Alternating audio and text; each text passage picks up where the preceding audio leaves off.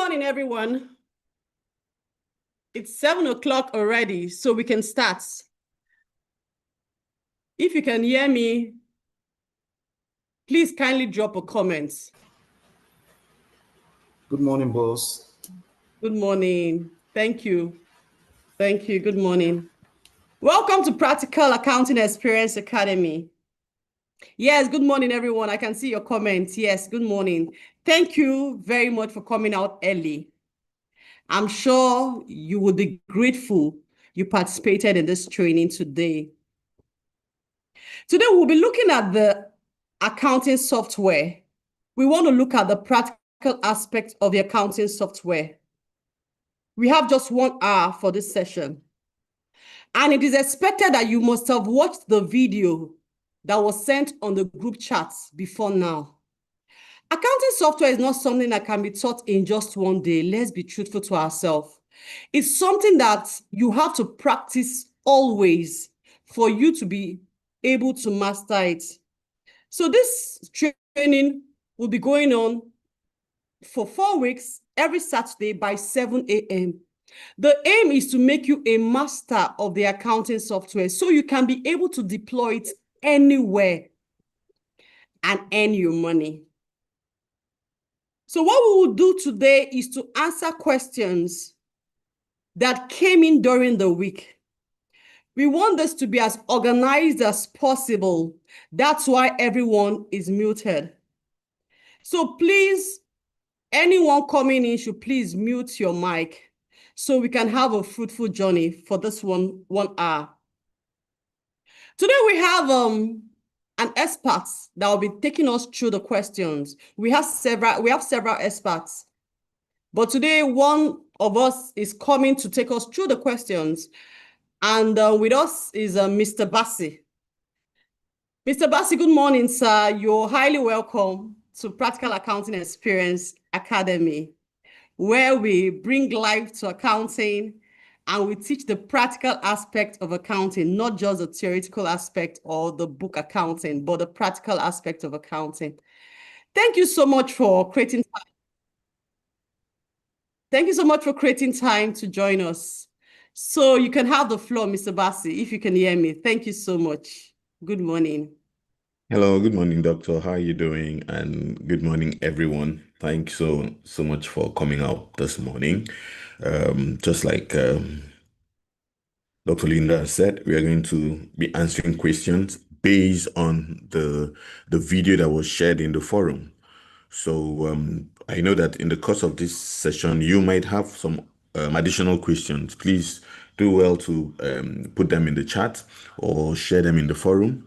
And we'll be doing this every weekend for at least 4 weeks. And if at the end of 4 weeks, we've not covered the length and breadth of it, we will still have to extend it. All right. So all questions will be attended to, but we just want to keep it in a very organized fashion.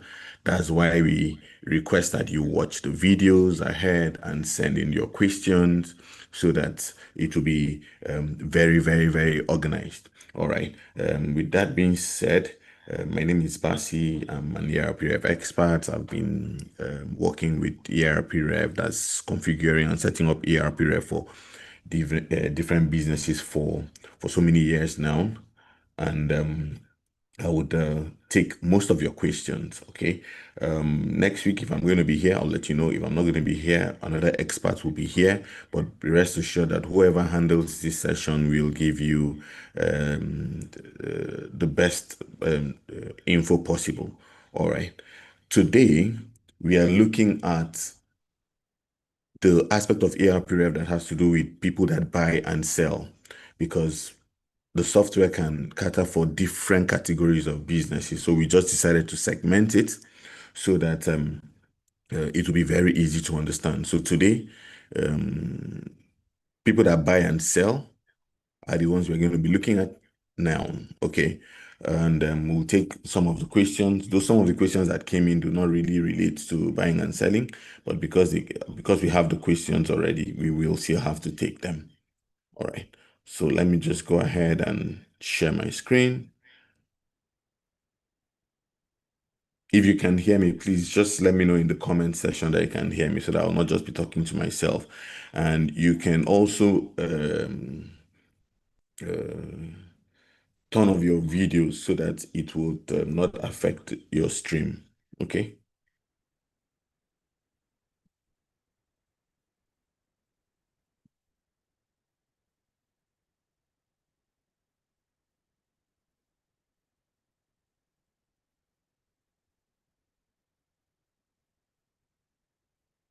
All right. So before we start the demo proper, I would like to know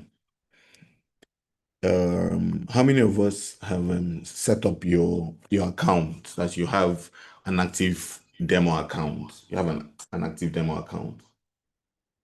An active demo account. I'd like to know. Please just put it in the chat. And also let me know if you can see my screen.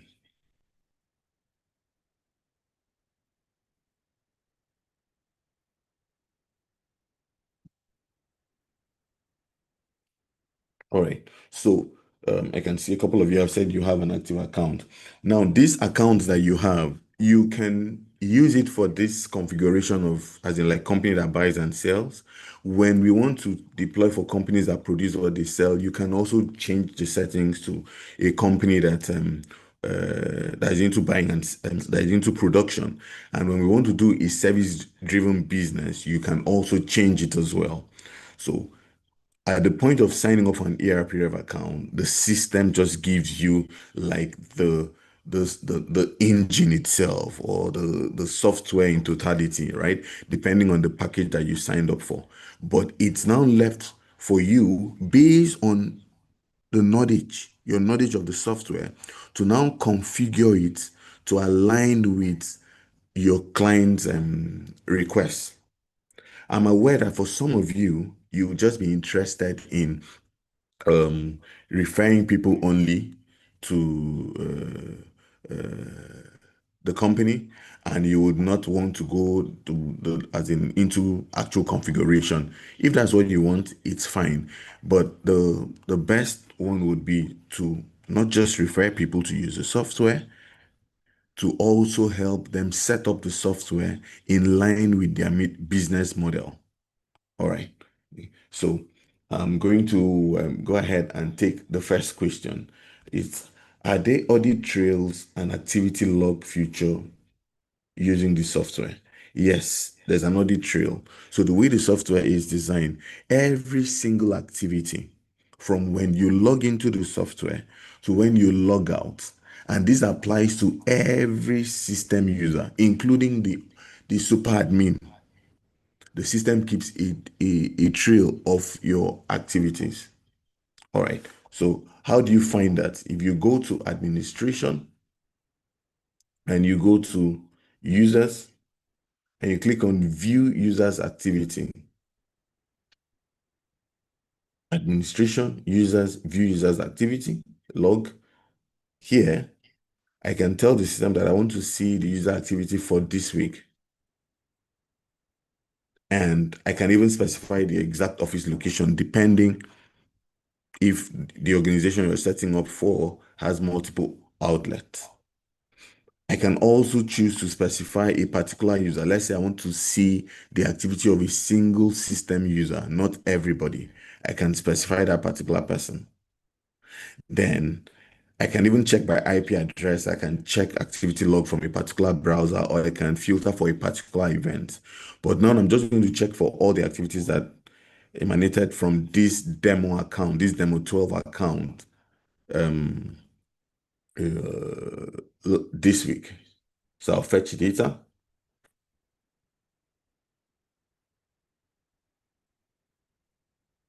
Can you see? Now here, it shows me that on the 23rd of June at 10:12 a.m., even up to the seconds, user one logged in from this IP address, and this is the ID of the person's device.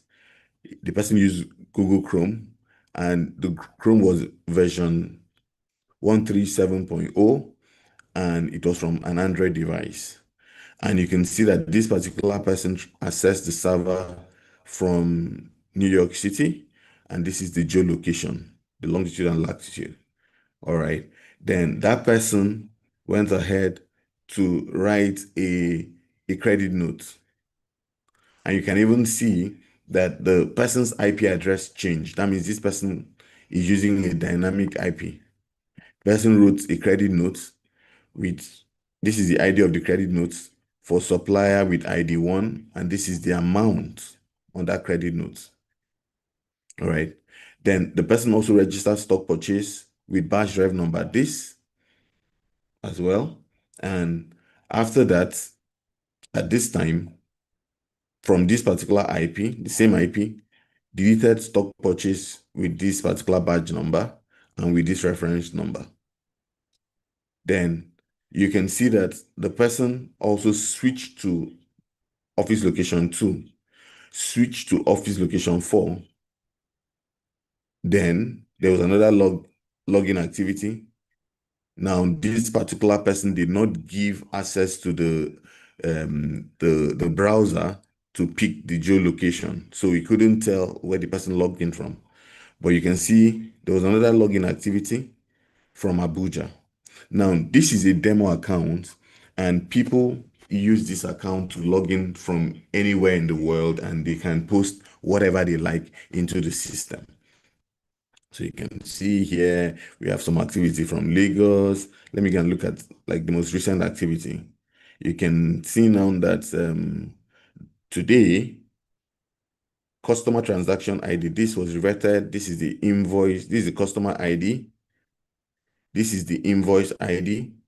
This is the date, the amount, and the reason. Now, I'll just give you a little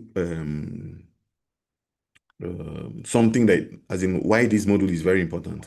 I remember there was a time that in a company that sells laptop in Computer Village, one of the staff members was very close to the owner of the business. The account was configured such that the person in charge of inventory will just be able to receive items, transfer items out, and all of that. The person did not have the privilege to adjust. But this person had access to the boss's computer. The guy had access to the boss's password, and the boss did not enable second factor authentication on his account. So because this person has multiple outlets right inside Computer Village, every day when the person comes to work, spends about 5-10 minutes in his office, he will come out and visit the other branches. So this inventory person knew exactly, as in that this is what his boss usually do. And what did he do? Because it's like an open office of some sort, and there was CCTV there. That's how I'm able to tell you this story. The guy will put his phone on his ears as though, okay, yes, boss, yes, boss, yes, boss. Walk through his colleagues in the open office, enter the boss's office, sit on the boss's chair, log into the boss's account, log into the boss Erprev account, because the person, apart from putting a password in his laptop, he had saved his Erprev password on his browser, you know. So by default, all he just needs to do is click login and it will go in. So this guy will go in there and do stock adjustments. And this went on for a while. The guy just noticed that, the owner of the business just noticed that he was struggling with payments as its suppliers. And he didn't really know what was going on, and he wasn't spending monies anyhow and all. So what did we do when he notified, because I'm the expert assigned to his account, so I visited them. When I got there, all I just did was to look at the user activity log, and I searched for stock adjustments. When I looked at the stock adjustments, I noticed that all the stock adjustment was done from user one account. And I told the boss that this stock adjustment was done from your account. He said no, that the note the person dropped every time the person did the stock adjustment, he just typed just anything, just some gibberish like that. All right. So I said, okay, do you have CCTV? He said, yes. I said, we are going to watch CCTV. So we used the the date, the date, the start time to just rewind the CCTV footage to that particular time. And we noticed that the only person that was entering the office was this particular guy. So we sent for him. And the moment he came, we showed him all the adjustment that he had done, even though it was not from his account. He said, why did you do all these adjustments? The first thing the guy did was he just knelt down and said that it was the work of the devil. And this guy had adjusted stock what over a period of time, over 18 million naira. Okay, so user activity log is something that can help save, but you notice we used it in combination with CCTV footage because the owner of the account made the mistake to have saved his password on his browser without enabling second factor authentication. Right. So the second question is, what do P1, P2, and P3 payment option indicate when raising invoices in the software? Now you notice that I'm not going into demonstrating the software for you. I'm just taking question because the assumption is that everybody in this class have watched the video that was shared in the forum in the course of the week. All right. So if you've not, then it means that you need to watch that video first. Then you will now come back to this to this particular session. All right. So the second question is, what do P1, P2, and P3 payment option indicate when raising an invoice? So let's go to where we write invoice. So I go to sales, I go to invoice. Now, in terms of writing invoice, you have different options. Write invoice, there's write invoice touch only. This touch only applies to, say, eateries, pharmacies, supermarkets, and all of that. Also with write invoice touch only category. But let me click on write the conventional write invoice. Here you notice that there's option for walk-in, there's option for registered. For customers who do not want to give you your details, you treat them as walk-in customers. But for the registered customers, you click here and you can search by name, by customer email. See now this label, someone is a demo account, someone has come to change and put customer name twice here. It's not supposed to be like that. But you can search by customer name, by customer email, by mobile number, and all of that. All right. But remember, this is not the question that was asked, but I just feel I should respond to it. Walk-in customers, if you have things like uh,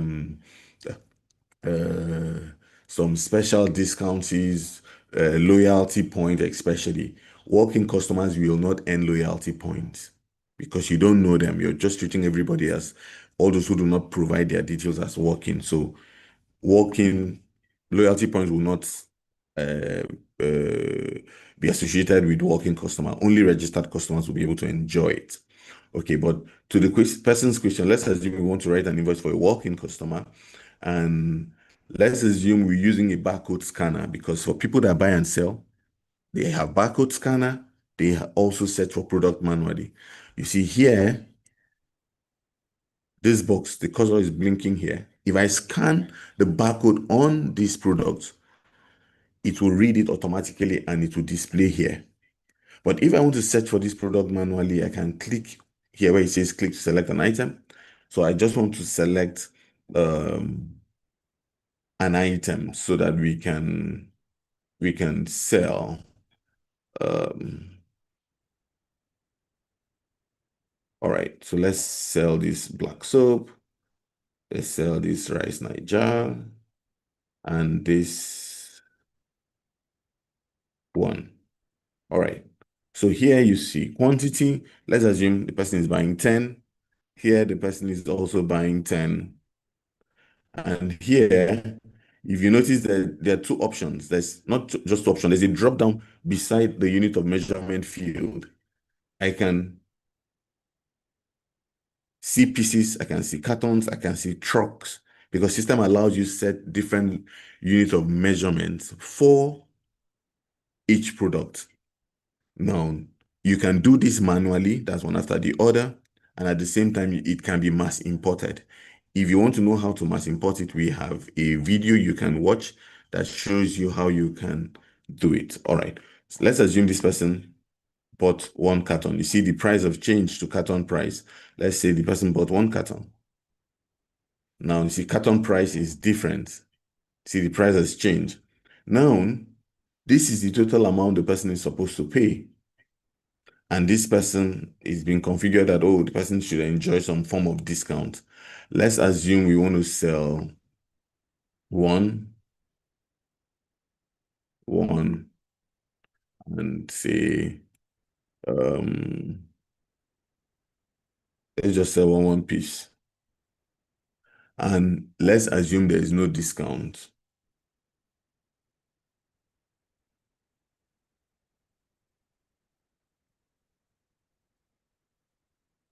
It's system as in we will need to change that option.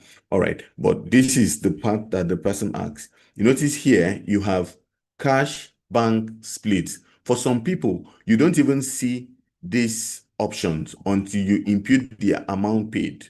You put a figure in the amount paid field. But in this particular configuration, it said that whatever total appears on the invoice, the system should also have, as in put it in this amount paid field. But you know that some customers, they don't pay, some customers don't pay, say just cash or transfer to bank. They can tell you that, okay, I want to pay part of this money via cash. I want to pay part via transfer. I want to pay part via POS. Or I even want to transfer from 2 different bank accounts. That's where this part payment 1, part payment 2, part payment 3, part payment 4 comes into play, which means it allows the person to be able to split this payment into 4 different, as in pay from 4 different channels. So let's assume the person is paying cash, and the first cash is paying it 1,000. Let's say the person is paying 200,000 cash, and here I click on part payment 2. The person is paying another 200,000 via, say, bank, and it is via transfer. That means that's 400,000 already. I select part payment 3. Let's assume the person is paying 88,402 and is still paying via bank, but this time around is paying to this particular bank and is using POS. All right. Then finally, the person is paying 100,000 cash. You see, now this total amount this person is supposed to pay, the person has splitted it into 200K, 200K, 88,402, and 100,000. Now I can, since there's no, what's it called? Since there's no, it's not owing here, there's no payment due dates, there's nothing like that. We only use it if there's a part payment that needs to be, the person made part payment and needs to come and balance the other one later. Then item supplied, I need to change it to yes. If you leave it as no, system will assume that you've sold this item, but you've not yet supplied this item. And by default, it's usually no, which means by the time you supply, you can go and mark it as supplied. But let's assume we have supplied it. So I'll say yes. I'll go ahead and submit. So it prompts me that it's about to execute the transaction for this invoice, walk-in customer. Should I continue? I say yes. So you see, the invoice has been raised. It gives you an option to print. Let me just cancel this and open for print again. Let me expand this. Now you can see that here we have the printout layout is a POS layout. We have POS layout 2 option. See, it's slightly different. I can also say, okay, maybe I want to print using the common layout, like that's A4 size paper. Okay. Now, but let's switch back to POS layout too. But here you can see that the payment mode is mixed. But let's look at the invoice. You can see we have different receipts, 4 different receipts.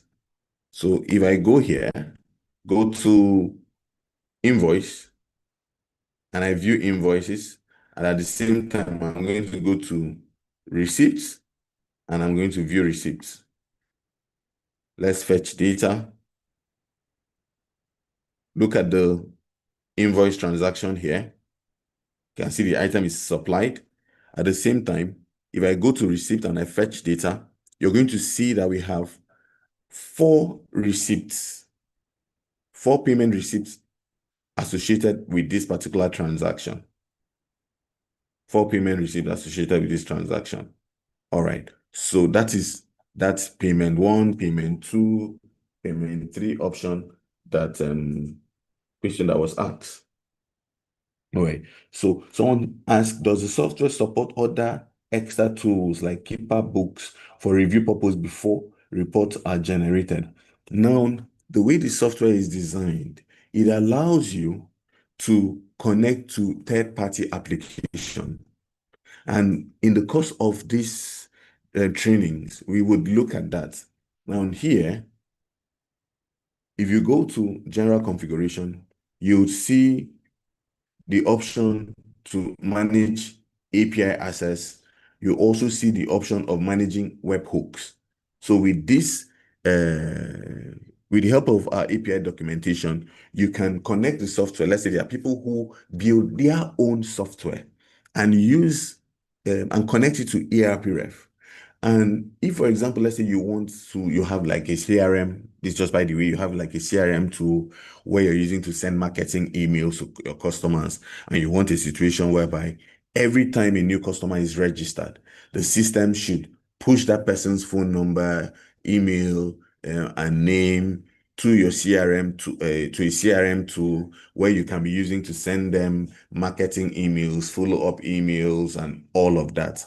You can use, you can set up webhooks and do that, but that is not going to be covered in today's session. So the answer to that question is that the system allows you connect to third-party tools, but you need to have the technical know-how to, to use it, either by using the Access API or by using webhooks.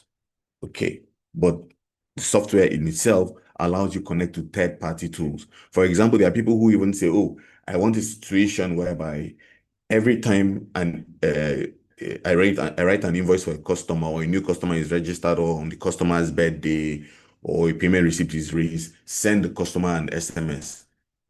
This system allows you connect a bulk SMS platform to your Erprev account, so that every time such transactions happen, system can use that in bulk SMS account to push out SMSs to your customers.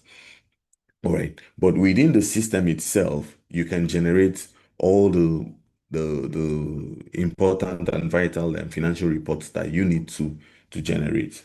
Okay, then someone said, is the software restricted to a specific browser for optimal functionality? The answer is no. Now you can use Google Chrome, you can use Firefox, you can use Safari, you can use Microsoft Edge, any standard browser out there. If you even go to the ARPREF website itself,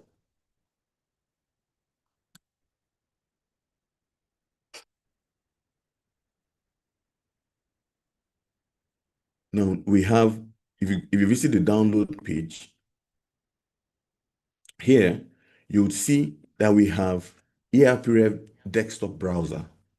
With this browser, no, with this browser, you can have your 1 second, please. All right. With this browser, you can download the 60 for 64-bit. There's no 32-bit systems again, but there's a version 2.5.0. You can download it and install it the same way you install Google Chrome or Firefox or whatever browser. But you only do this in a situation, in a place where the owner of the business does not want the staff members to be able to, as use any browser to access the web.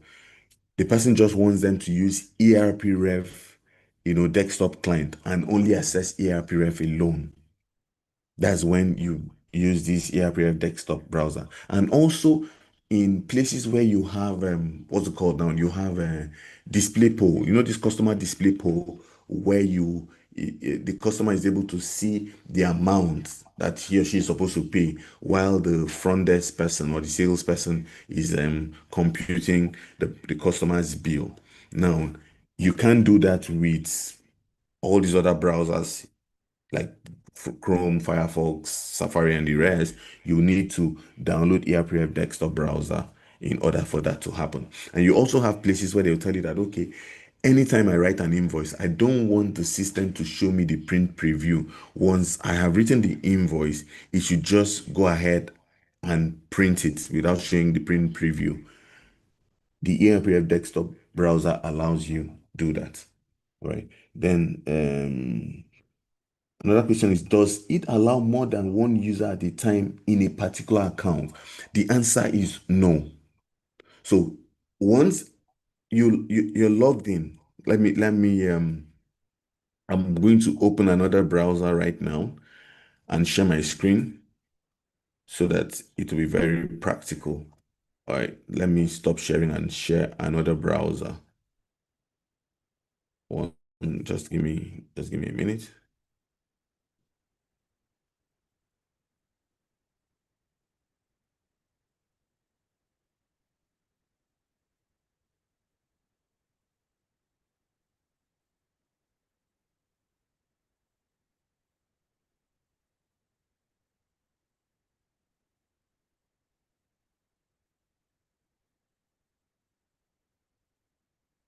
Okay, I'm going to stop sharing this particular screen and I'll share another screen.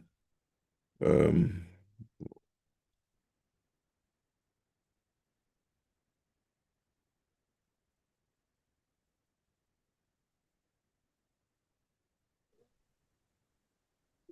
Someone is saying I should talk about in relation to construction company. If you're here at the beginning of this session, you would see that you would notice that we talked about for today's session is buying and selling, not even people that produce, people that buy and sell, whether it's at retail level, whether it's at wholesale level, or whether it's at redistribution level.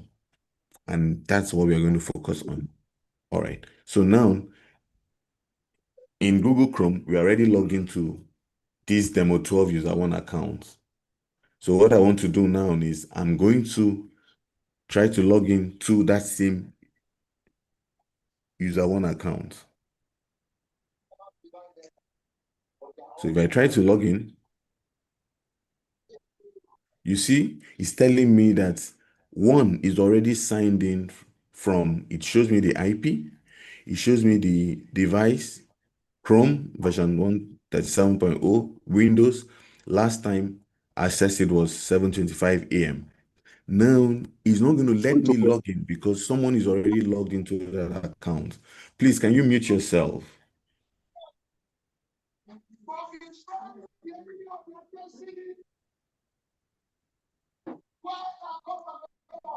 So, Mr. Bassi, please, can you help us mute everyone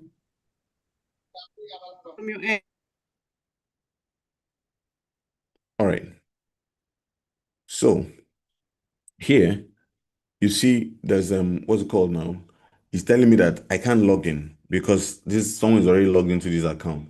But if I want to log out that person and log in from this particular browser, all I need to do is to check this box and put my user ID. Let me see.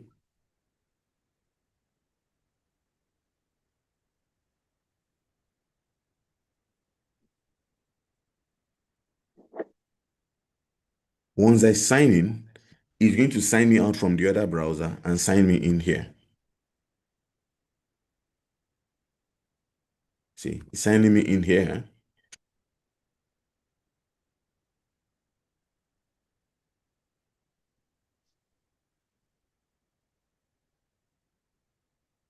So it has signed me in here. But if we go back to the other browser, we won't be able to log in until we sign out from here. So I prefer to use Google Chrome. So I'm going to stop my share again and share.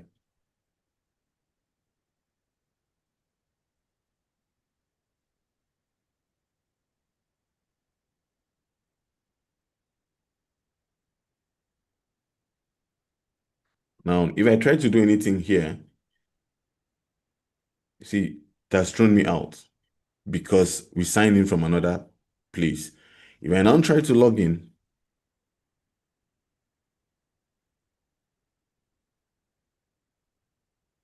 okay, before I even do that, there's something I want to explain. You see, there are times that one could be working in an organization. Let's say you're working, the user is working using his or her account. Then at some point, the person has to attend to something else and all of that. And by the time the person comes back and tries to maybe submit what he or she was doing, system brings the person to this place. All the person needs to do is to input his or her password and click here to log in.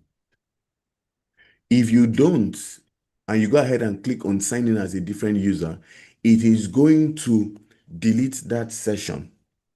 So whatever you were doing will be deleted, meaning you would have to start afresh.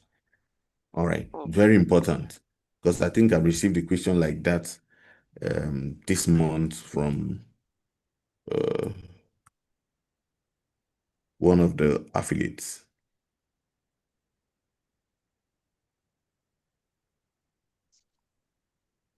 Mr. Bassi, please, can you help also explain to them that this happens when it is just one user?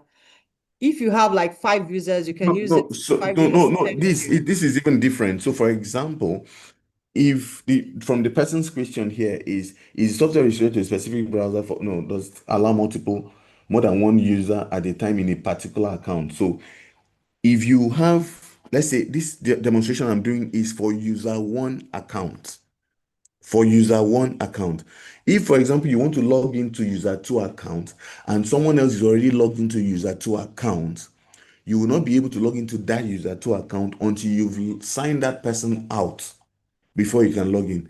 But in an organization where they have 3 users license, 5 users license, 10 users license, in such organization, different users can log into their respective user accounts or to their respective profile and um, and use the system, simultaneously.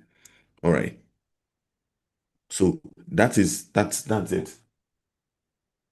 That's it. So I'm going to delete the other sign-in session and sign in from here.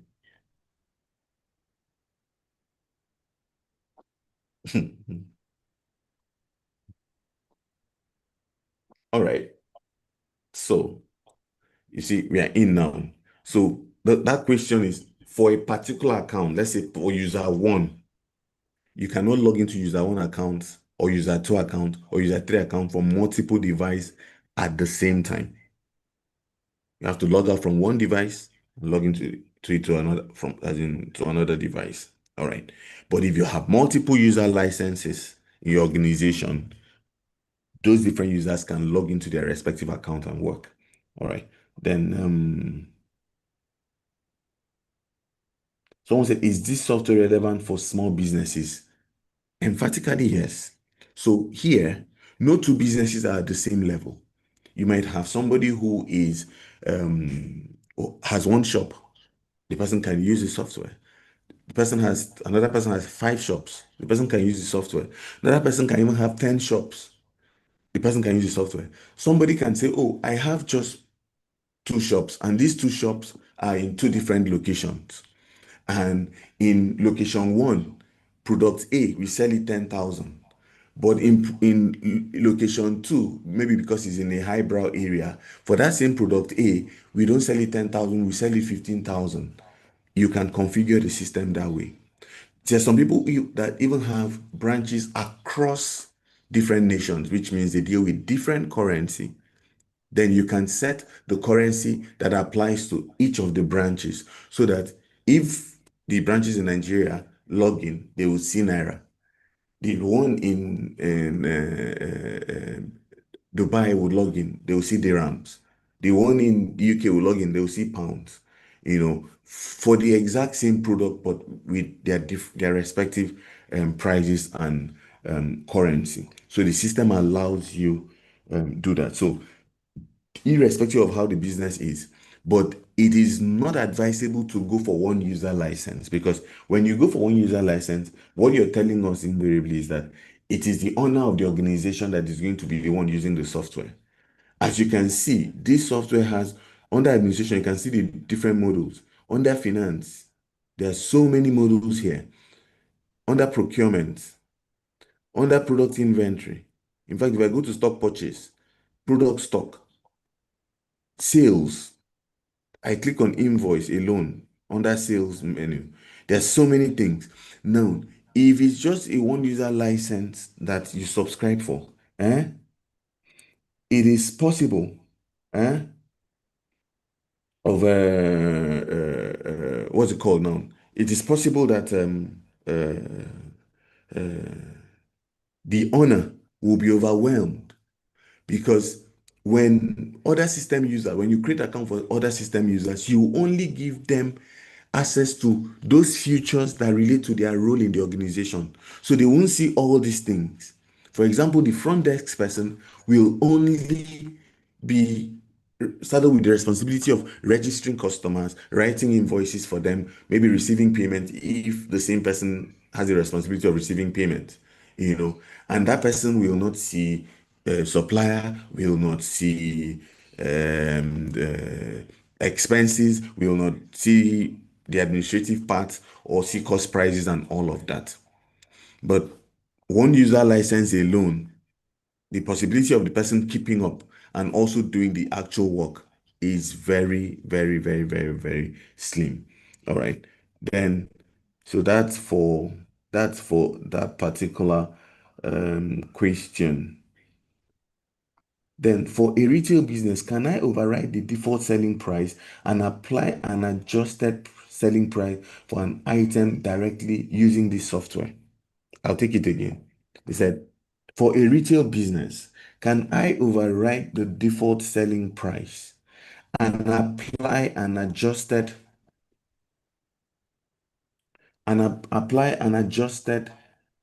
selling price for an item directly using this software? The answer is yes.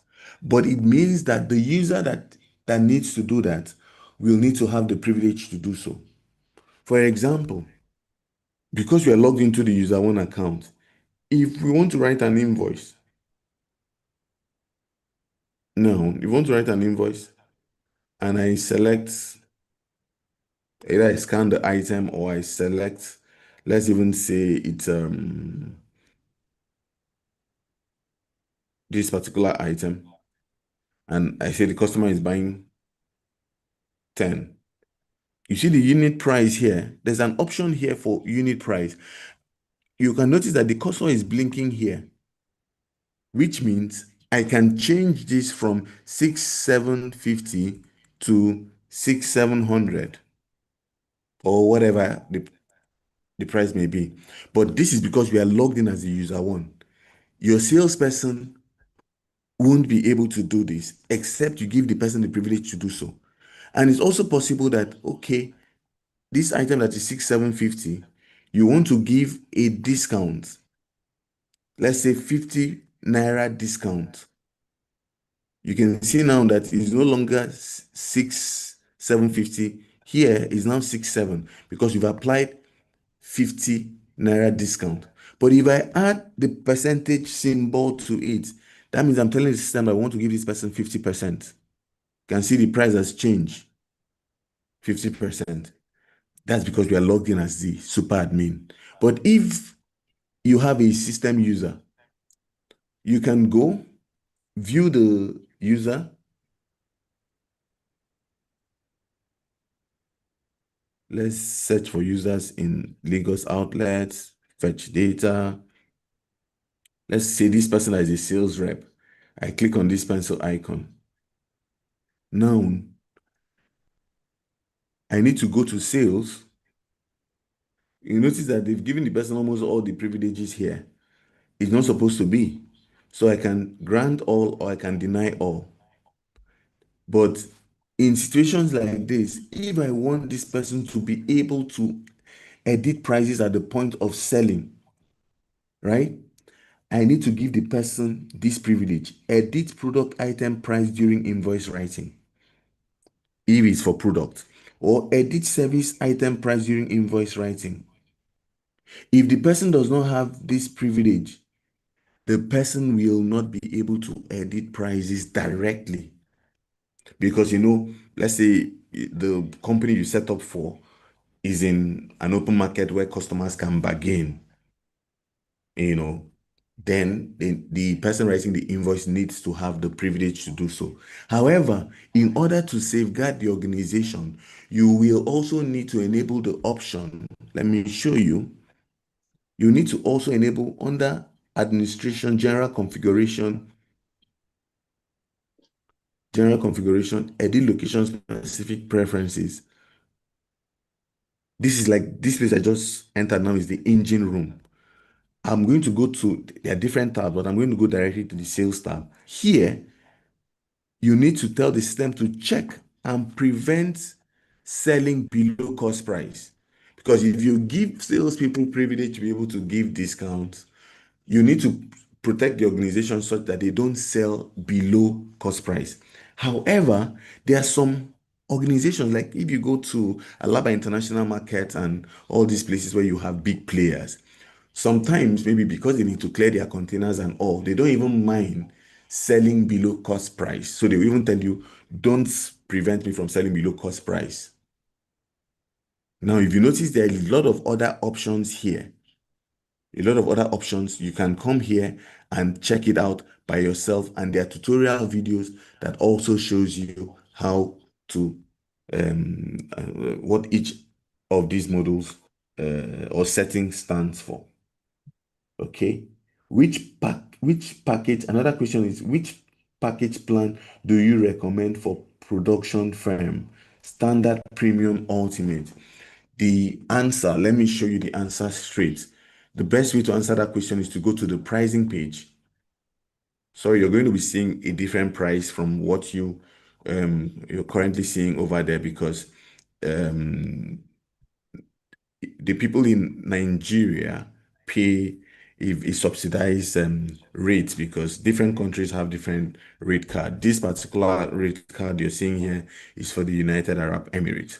Okay, and so here, if you look at the futures available, you'll notice that let's look at something.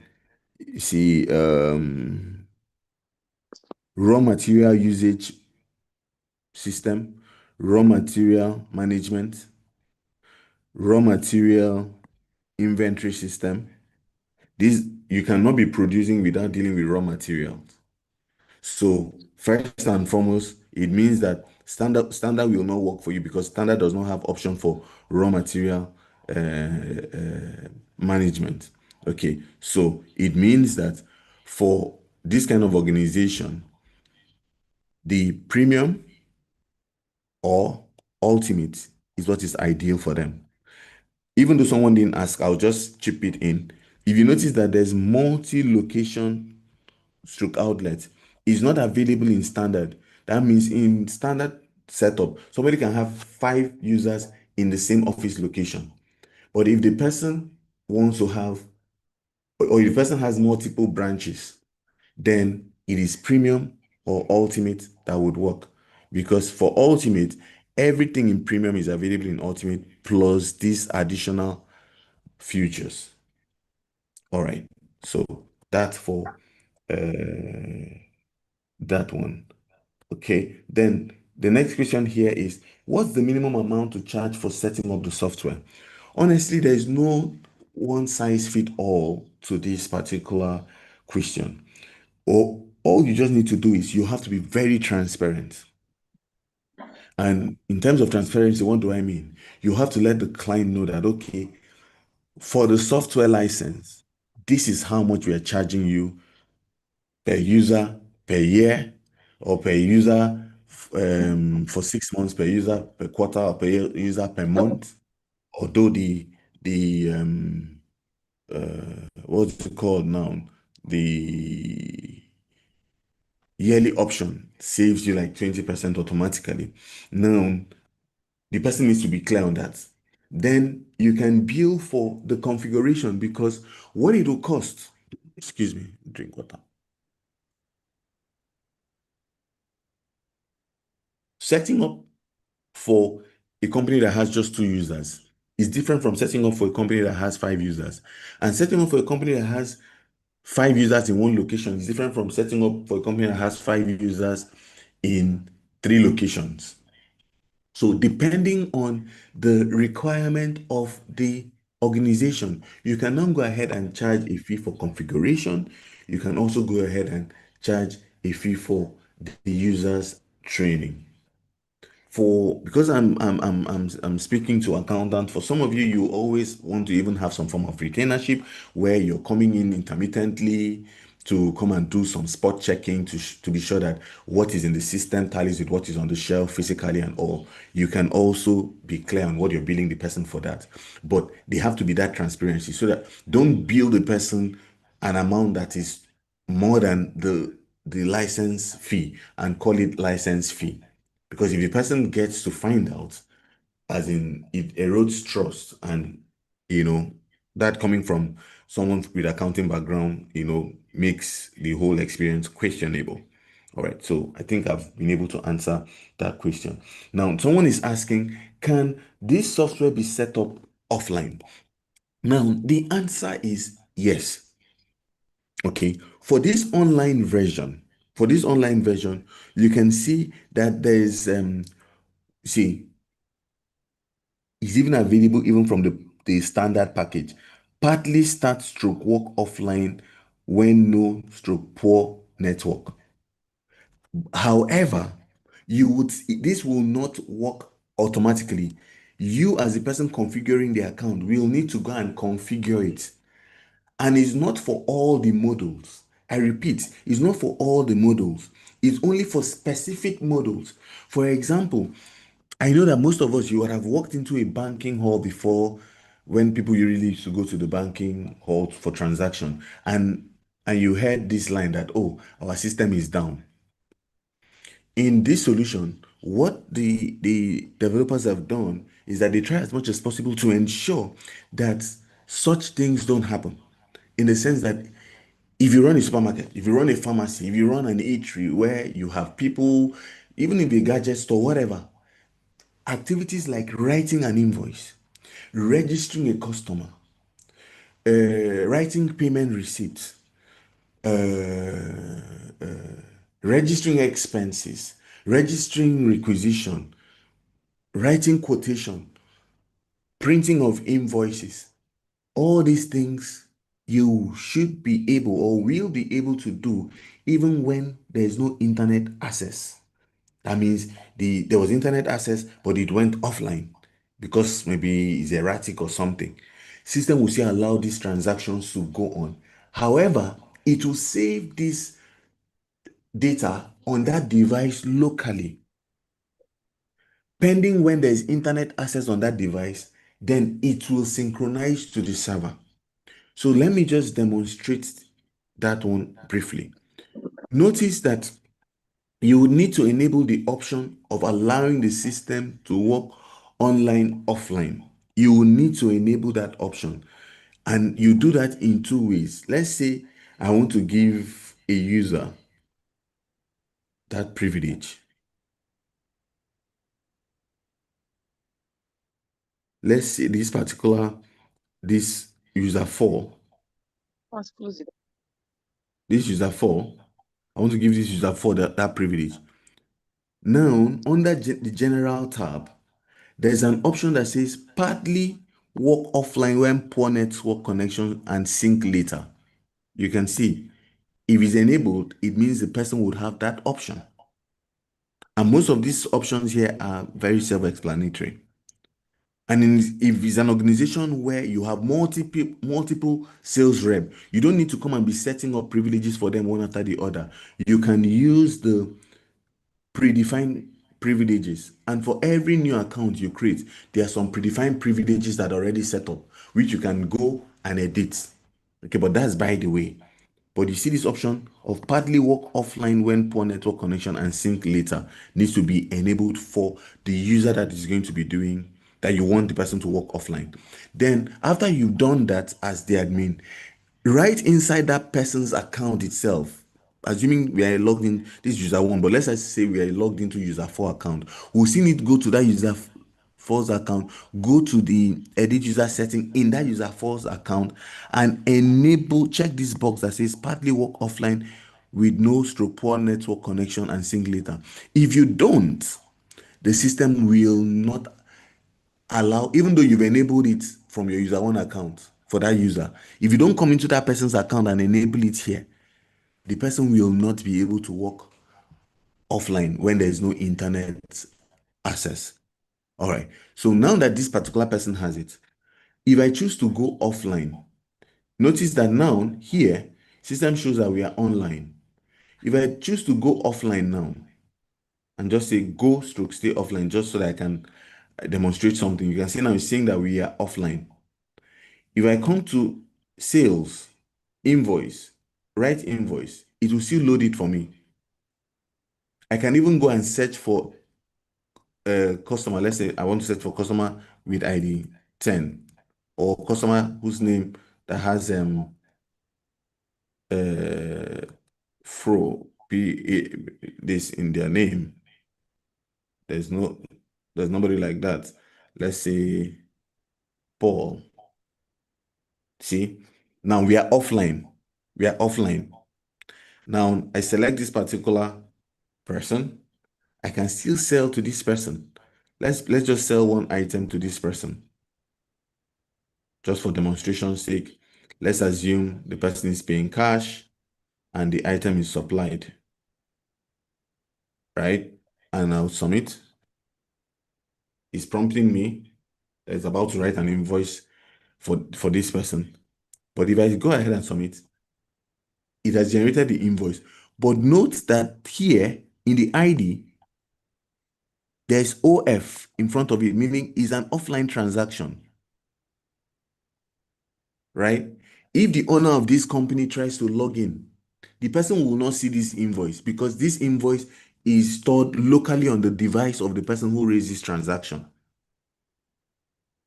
because the person is offline.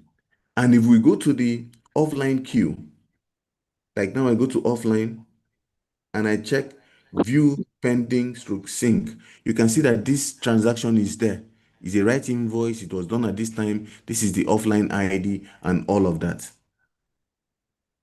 If we now go ahead and say maybe go online, we want to go online, meaning here we are now online. You notice that after a few, within 1 minute, this transaction that is pending in the same queue will disappear. See, it has disappeared on its own accord because it has sensed that there's internet access and it has, gone on this thing. If we view the invoices now, if I view this invoice, we should have like 2 invoices generated today. Now, this is the one that we just generated. If I view the details, if I view this printout, you'll see that we have 2 IDs. This is the ID online. This is the offline ID. All right. So that is to answer that person that said, oh, can it work on offline or online? Now, if you now say, okay, how about a situation whereby the person as in does not want to operate online, the person wants the software deployed completely offline? The answer is it is available. If you go to the download page, you see that there's Erprev offline. There's this version. Always go with the one with the highest version. But the downside with using this offline version is that It is not linked in any way to online, which means the computer that this software is installed on, if that computer is not accessible, eh, the software will not be accessible. If the hard drive of that computer crashes, the information will also crash as well.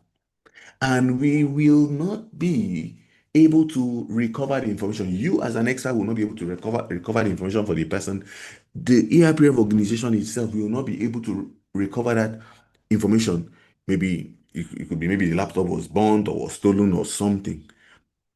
The information will be stored locally on that device, and there's very limited support for offline transaction. This offline mode was here many years ago when internet accessibility was a challenge and the online offline functionality was not available. But since online offline functionality is available on the offline in the online plan, then it what's the word now?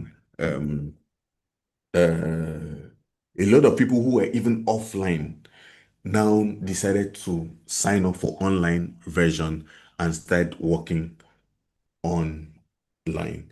If somebody signs up offline, is a different license, different payment. If you now decide to say, oh, I don't want to do offline again, I want to go online, you will come and sign up afresh for online version and pay separately. The two of them don't they are not interconnected in any way. All right. Then someone is saying, I missed the first and second practicals because of this signing up. After registration, could not log in again till now. Always telling me wrong username or password. I've done forgot password, still the same issue. Please help me. I can't afford to miss this. Okay, now, if that person is here, can you say, can you just say hi in the chat so that I'll tell you exactly what to do. If you're here, you can just say hi in the chat.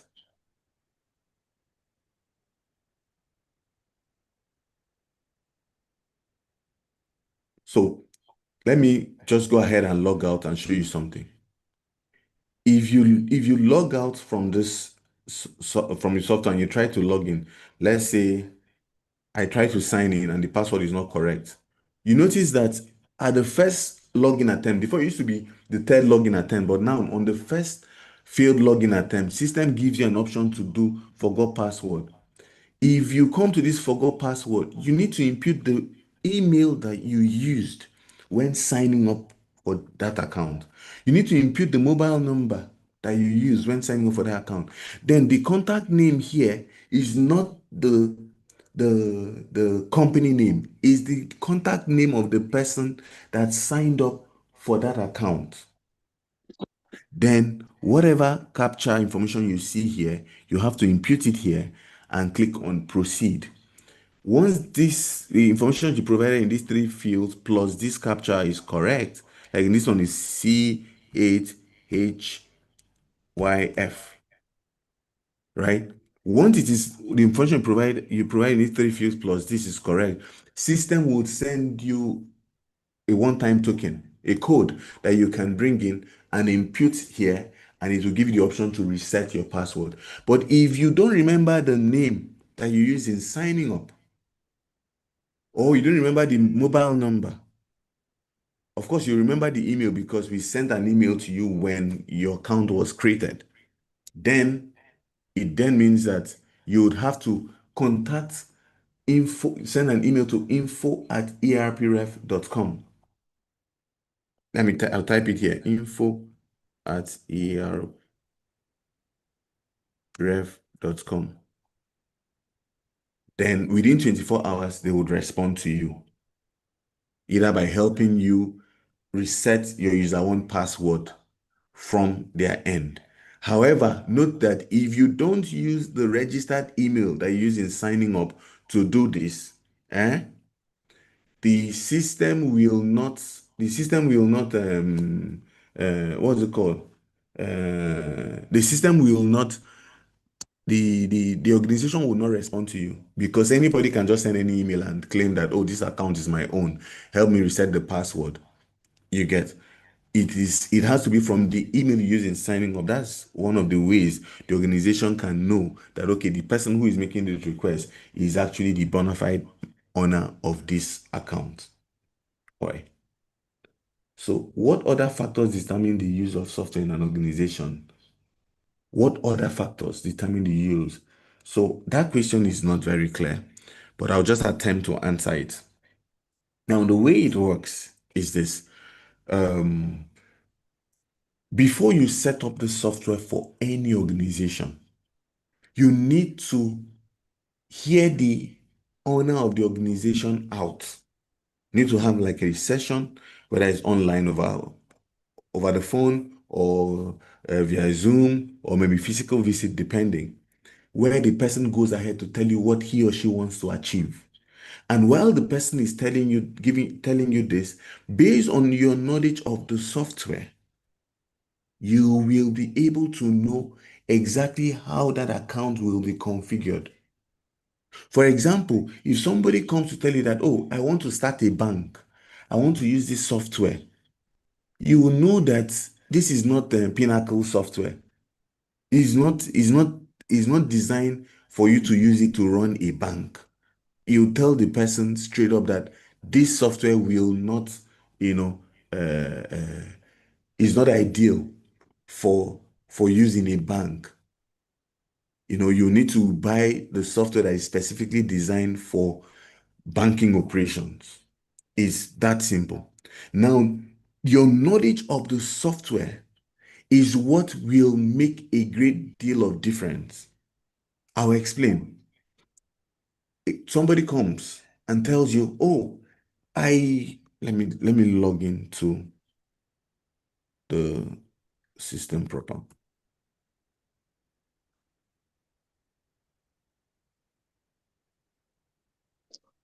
Someone comes and tells you that, okay, I have multiple outlets, and for the same product, I sell different prices. I sell different prices, in different locations. Is it possible? Can this software handle it? The answer will be yes. Someone will come and say, okay, I buy from my suppliers in dollar, but I sell to my customers in naira. Can I use the software? The answer will be yes. Someone comes and tells you that, oh, if a customer is buying one, I sell it to the person at 1,000. If the person is buying 10, I sell it to the person at 950 because I have wholesale pricing. Can the software say yes? Another person comes and say, oh, I want loyalty point.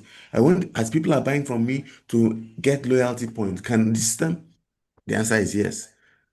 Someone can come and say, oh, does this software support the use of barcodes? The answer is yes. Can I generate my balance sheet, trial balance, income statement and all of that from this system? The answer is yes. Then another person can say, oh, can I use it, for my bank? The answer is no. So your knowledge of how the software works is what will let you, respond to these people. Again, someone can say, oh, I want to be able to track my expiry date, the expiry date on my product. Can I use this software? The answer is yes. Another person will say, oh, every time I'm transferring goods, I don't just want the goods to to just appear in the destination warehouse. I want the person who is receiving the goods to acknowledge that he or she indeed received these goods before it will appear and be available for sales. The answer is yes. Someone can even come and say, oh, I have an e-commerce software.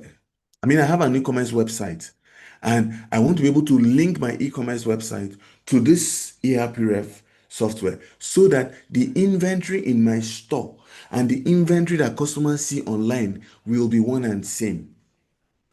The answer is, can the software do it? The answer is yes, but there's a but. So for organizations that have an e-commerce website that is designed with WordPress and uses WooCommerce plugin, they can use it. They can use it.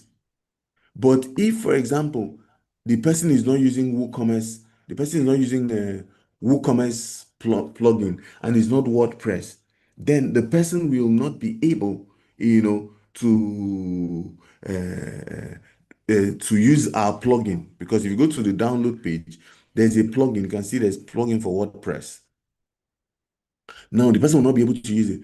But if the person has a developer in-house, the person can use our API documentation. If you go to you can see developers API.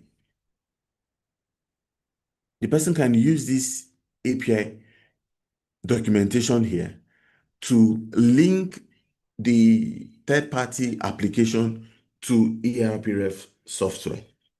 All right. So now the documentation is here. Now you can also say, okay, I don't want to use that. I want to use webhooks. The answer is there. Sometimes you might even be wondering, okay, what's new in the software? There's a place where you can go and see what's new. From time to time, the company usually updates what is new. This place even gives you an idea for you to even learn about some of the things that are available in the software. All right. So, like now, someone asks in the chat if it can work in a hotel. You can see hotel room booking implemented. This will already let you know that the option is there. The next thing will now be, how do I learn how to use this hotel model? You go to the help center. If you go to the help center and you just type hotel here, everything that has to do with hotel will appear. You see. So now that's for that one. So your knowledge of the software will set you apart. One of the key areas, if you're interested in deploying this software, configuring it for businesses and making it in line with what they do, you need to make this past aspect, administration, general configuration. You see this, edit general company preferences and edit location specific preferences. You need to make it your friend. Because here you can set time zone, you can set the default currency, you can set decimal places allowed, you can set if the organization renders services or if they use raw material or if they buy and sell or if they produce what they sell. Because like next week now, when we're looking at we produce what we sell, these options will be enabled. The reason why we render services and we buy and sell today is because we're looking at buying and selling model. Okay, then you can see there's hotel management system, there's VAT, there's withholding tax. Under labels, there are different things. Under printing, there are different things. Under email, SMS configuration, reversals, sales, orders, and all of that. There are different settings here.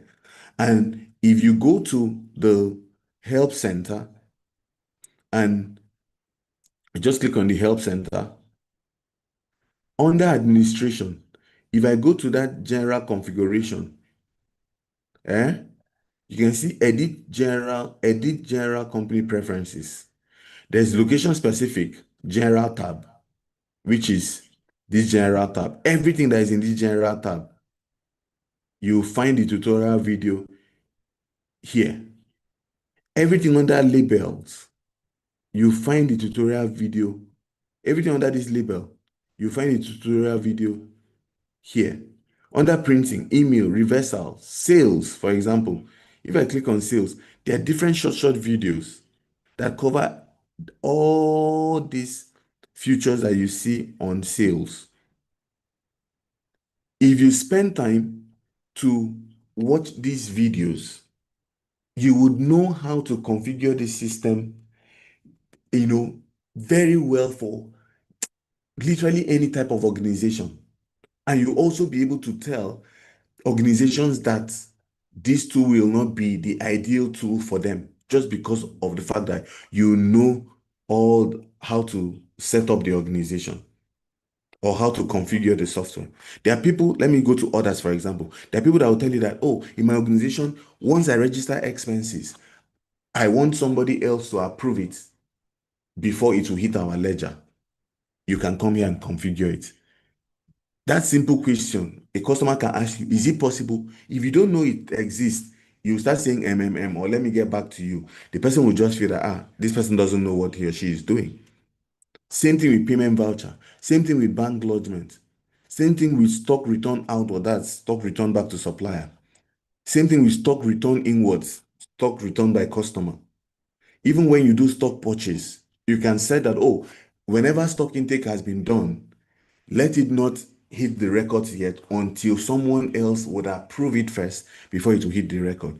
If that's this option, this will not be enabled, right? Now, there are places that say, you told me that this software can use barcode, but now there's no place for me to put my barcode. Or you say this software can use expiry date, but there's no place for me to put the expiry date. It's just because you've not come here to enable it. It's there. Just coming here, check that box and submit makes the difference. So your knowledge of how to configure this tool will set you apart. There's some organization that will tell you that, if an invoice is written, I don't want my staff to be able to, even if I've given maybe manager privilege to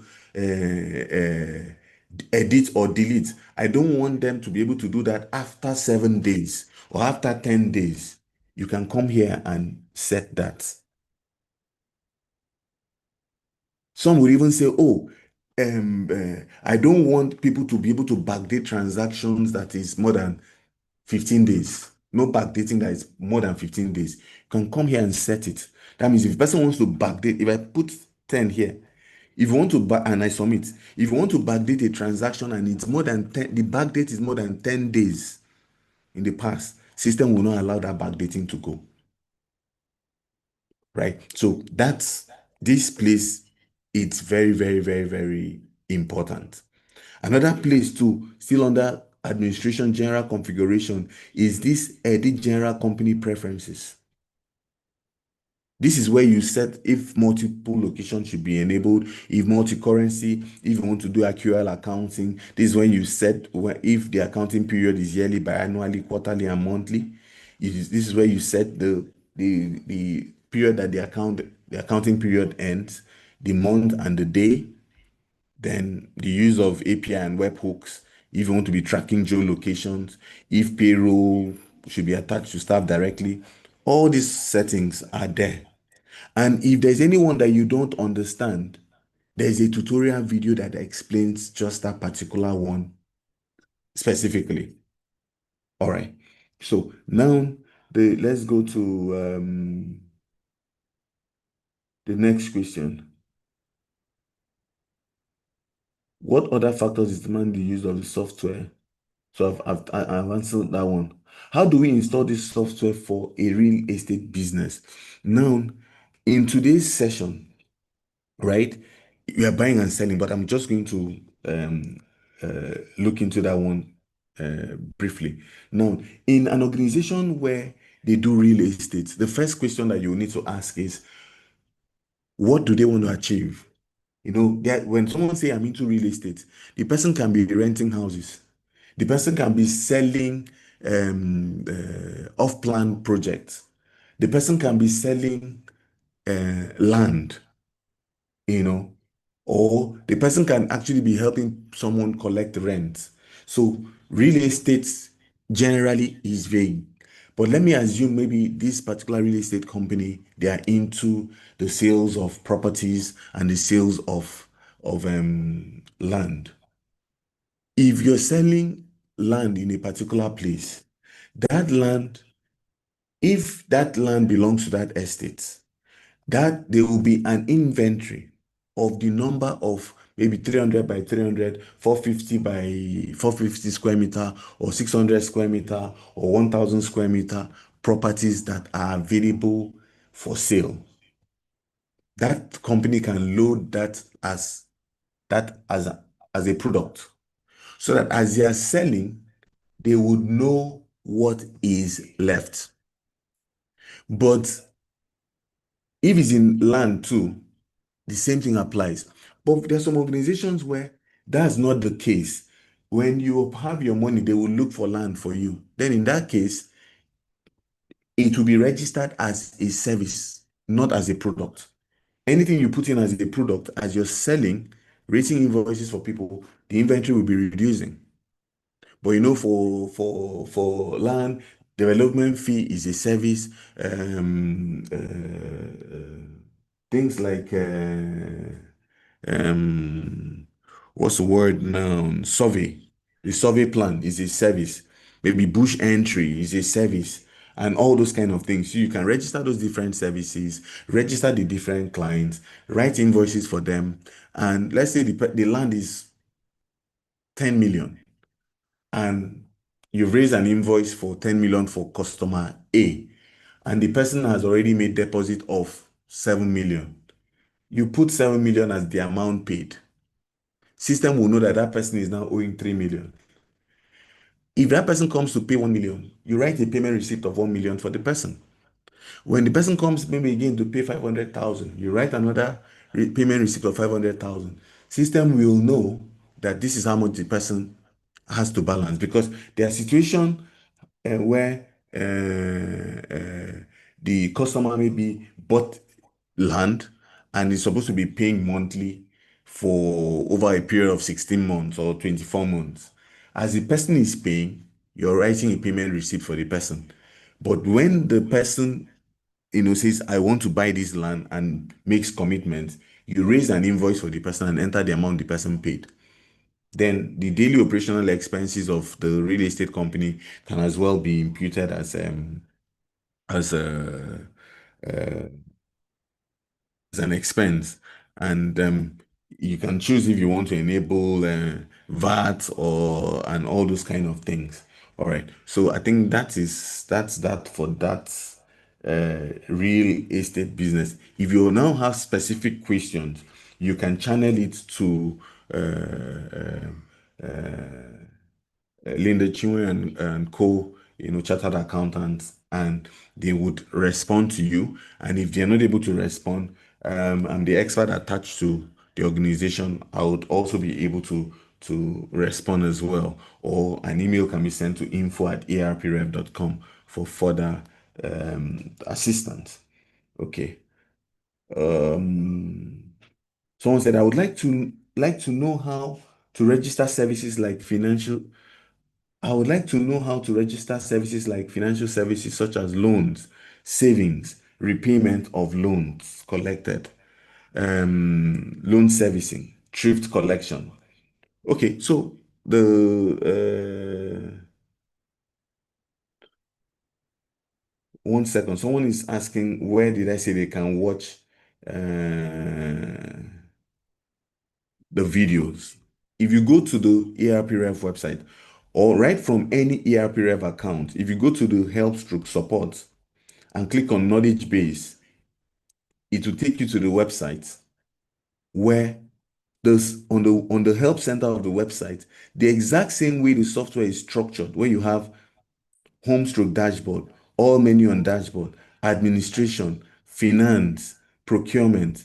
If you come to the help center, it's also arranged that way. Home stroke dashboard, administration. You see? Then you scroll down, finance, procurement, and under administration, for example, you have company notice board, locations, warehouses.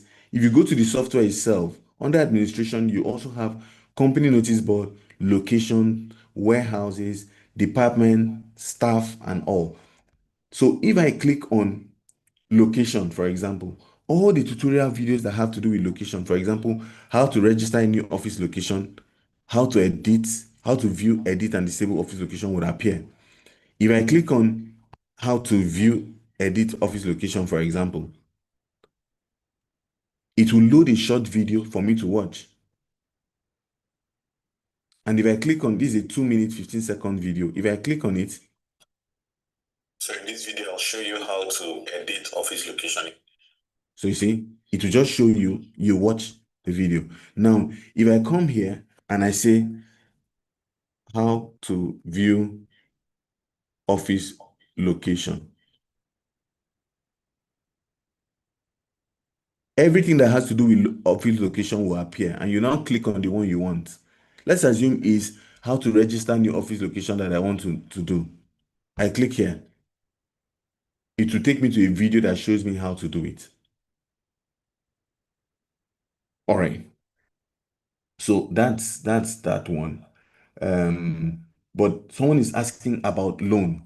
You can come to this help center and search about loan, but I'll just quickly show you. If you loan, first and foremost, is only available in the let's go to the pricing. It's only available for companies that use the ultimate package. You can see loan management system is in the ultimate package. So you might not even see it in the free account that you created.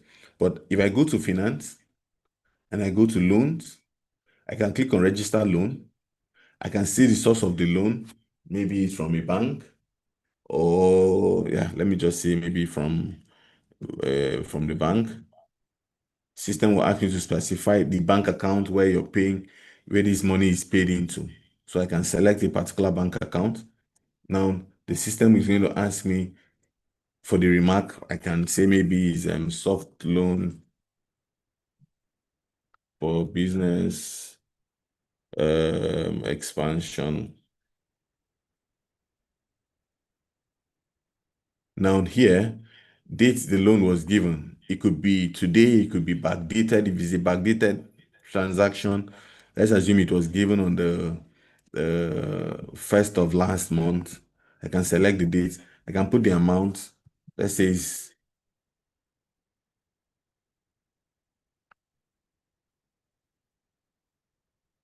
let me say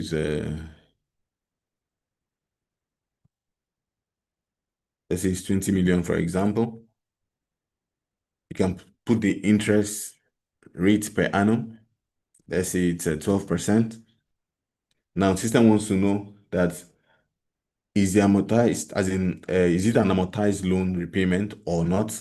If I say yes, the system is going to give me more option for me to specify the repayment period in years.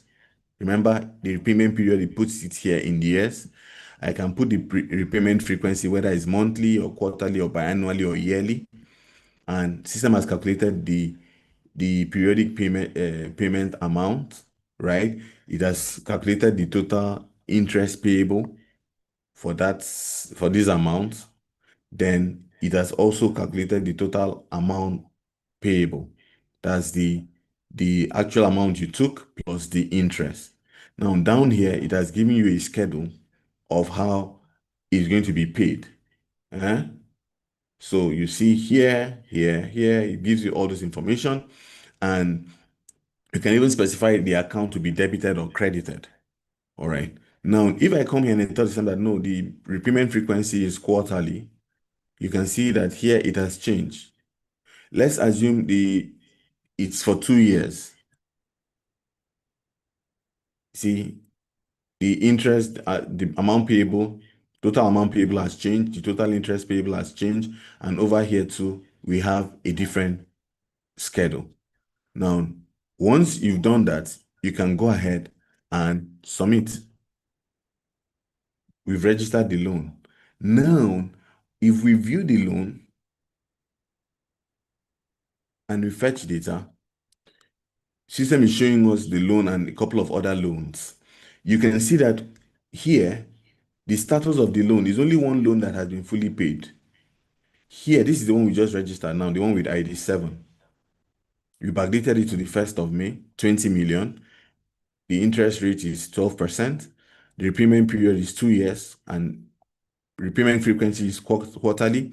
The total interest. Now here you can see amount paid.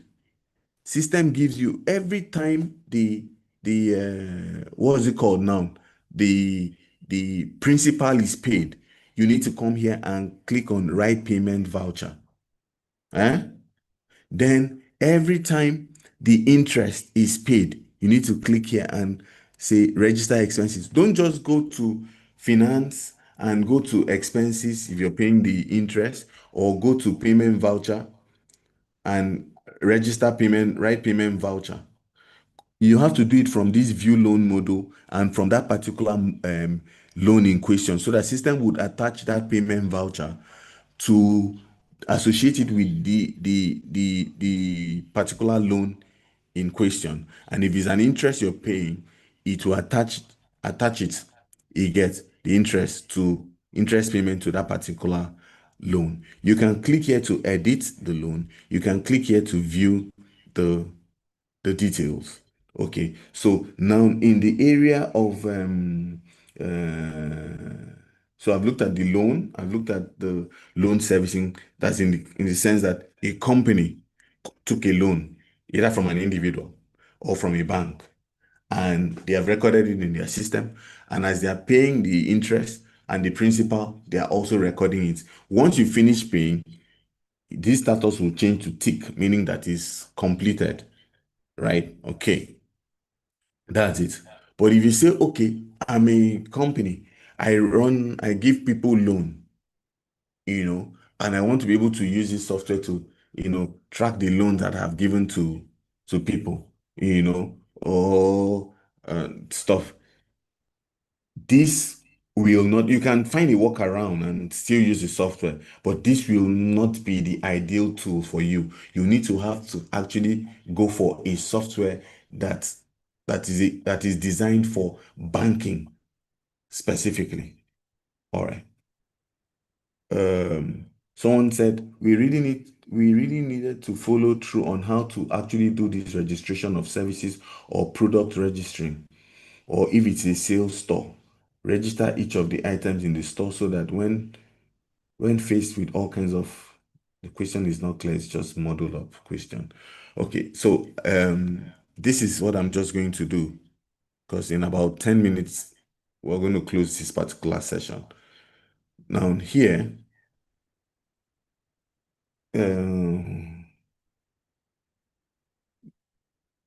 no. Okay, so here, if you want to register, if it's a new a company, you want to register products for them. You have two options. It's either you register the product one after the other, or you register the product, you give them a template and they fill that template for you in CSV, that's maybe Excel, and you now must import everything into the software at once, including the name of the product. So let me show you the first option, product, register product. This is the option where you register product one after the other. I'm going to register one product. Let's say black shoe size 44 or YSL black shoe size 44. Now, if customers can buy this product in pieces, I'll put pieces here. Let's assume it's possible to buy this particular item in maybe in carton. Let's say 10 pieces makes one carton. I can keep it like that. Then here I can put the default cost price for one piece. Let's assume it's 10,000. And let's assume our markup as a company, we are putting 25% or say 30% markup on all the items that we are selling. If I put 30% here, what is going to happen to the selling price? Automatically, it has calculated that the selling price is 13,000. And with this, every time you're doing stock intake, if the cost price changes, system will add 30% to that new cost price and display it as your new selling price, because it's 30% markup that you want. In a situation where you don't want to put a percentage markup, you want to directly put the figure here. Maybe you want to sell this item 13.5. You can do that as well. The other level is the quantity you want system to take note of in pieces, right? It's written here. So when the stock is below that level, system will notify you. So let's say 5. I can enable if it's taxable or not. I can put a description. If the product has a barcode, I'll just put my barcode here, cursor here, and scan the barcode on that item. But if you've not enabled the use of barcode scanner, this option will not work until you've enabled the use of barcode scanner. And once you have a barcode scanner, All you just need to do is connect it via USB to that device. It's plug and play. You don't need to install any drivers. There are times where maybe in an organization, they have, I'll use something like Shaw Roll-On. This Shaw spray, deodorant, it has different variants. Some organizations will say different variants should be kept as different, as in stock keeping units. While some will say every deodorant that is Shaw for men, keep it as one. But you know that because they have different variants, maybe black and white, this one, that one, for sports and all, they will have different barcodes. You can put one barcode here, scan the other barcodes here, separated with comma, you know, separated with comma. Let's assume the barcode for this particular item is this. Then you can scan the other barcodes here. Once you're done, you select the category the report falls under, which means you ought to have already registered the product category and class under items attributes. That's if you're doing it manually.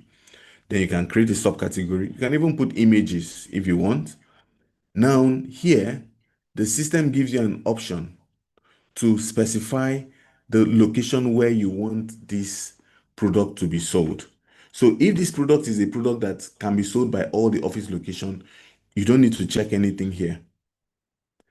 But if it's something that it has to be seen in all the office location, then maybe in just one or two, or maybe Lagos and Abuja alone, I can click here and click here, which means this item will only be applicable in those two office locations and not the remaining office location. But if I want it to appear everywhere, I would not do that. Let's assume we just want it in Lagos and Abuja and Port Harcourt. Now, this warehouse location you see here is a additional field that somebody registered. It's not supposed to be here. It's an additional field that someone registered. And how did the person do that? Under administration, you have entities additional field. If I go to product additional info, you can see warehouse location. The person created a list and put something there and even made it that is a required field. Meaning if you're filling a form and you don't provide that, it should not go. So in your own account, you won't see it there. And you can go ahead and also add different types of fields there and all of that. So I'll close this and let's create empty stock record and submit. Now, the fact that we registered this product, if we try to go and sell now, we will not see this product. Why? Because we've not done stock intake for it. You still need to go to product inventory, product stock purchase or product stock intake, as the case may be, and register stock purchase, right? Here, put the date purchase, put the supplier and all of that, select the the item. So let's look for that YS. See the shoe here. I can impute the quantity. Let's tell the same, maybe we brought it in cartons and we brought 10 cartons or 100 cartons. System has calculated how much you're supposed to pay. If there's any expiry date, you can put it here. This expiry date is showing because we enable the option for expiry date. Then you can go ahead and if payment was made to the supplier for this item, you select the supplier, you check this box, system will give you option to enter the amount that was paid to the supplier. If there was any cost, maybe transportation and all, you do, but I'll just assume that payment was not made to supplier and I'll go ahead and submit. This is a tutorial video that shows how to do this. Now we've added this item. At this point, if we try to sell this item, we will be able to sell it because we have the item available in stock. But there's also an option where instead of registering this product one after the other, you can use this product stock importation module where you just need to have an Excel sheet or a CSV document that has name, that has quantity, that has cost price, selling price, barcode, if any, unit of measurement,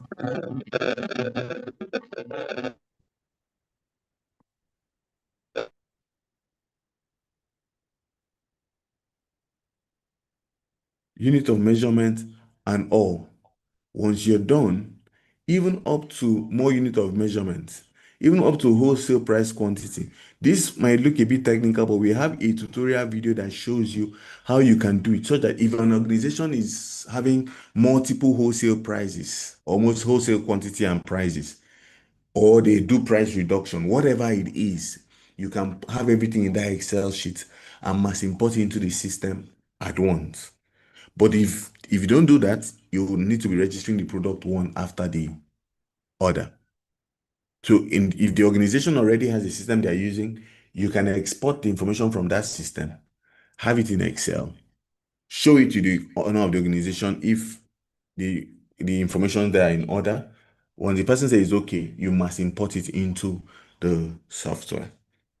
If you don't know how to do this,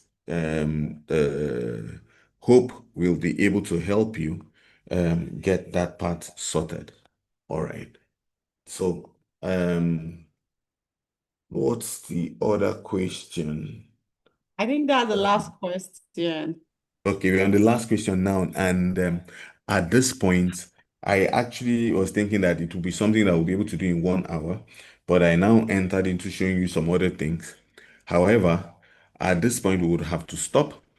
We've taken note of other questions that people have asked in the group, meaning the chat. We are going to compile all those questions and add them to the question that would come alongside with after you've watched the video that will be shared for this new week. That's the upcoming week. So that during our session, we will take these questions that you ask in this chat first before we go into the questions that will emanate from the other that will emanate after you watch the second video. I want to thank everyone for coming out and for your time because I know it's quite early. Please ensure that you go through the videos. The tutorial videos will really help. Some of the questions you might even have, if you go to the help center, you'll get the answer. And inside every Erprev account, if you click on this icon here, see this icon here? If you click on it on the top corner, it gives you option to chat with an AI agent. So like, for example, if I say how to register expenses, you see, it has given me a video that I can watch on how to register expenses. If I say, oh, how to view invoice, it's showing me a video on how to view invoice. And you can also, as it's giving you this information, you can be rating it to show whether it was helpful or not. In a situation whereby the AI assistant is not able to give you the information that you require, you can chat with the ARPREF agent. You can click here and you chat with an agent. Now, when you chat with an agent, the person would, or the people, whoever you're chatting with, will be able to resolve your issue because you can attach a video, an audio, an image, or you can just type your text. Why? By clicking on chat with an agent, right? Once an agent joins, you do all of that. In a situation whereby the agent is not able to give you the answer or an agent is not available, you can open a support ticket. Once you open a support ticket, provide your email, your mobile number, select the subject, right? Let's say a comment or a customization request or suggestion and all, you put it here and create. Within 24 hours, I can assure you that the organization would get across to you and help resolve whatever challenge that you may have. All right. Um, Thank you so much once again for coming out and thanks for all your questions. But ensure that you know that practice is what makes permanent. If you do not practice these things, it doesn't matter even if we have classes every Saturday for the next 3 months, it will not make any difference. And we don't expect that you'll be able to just get an organization and set up for them all by yourself. Once you get an organization, with the help of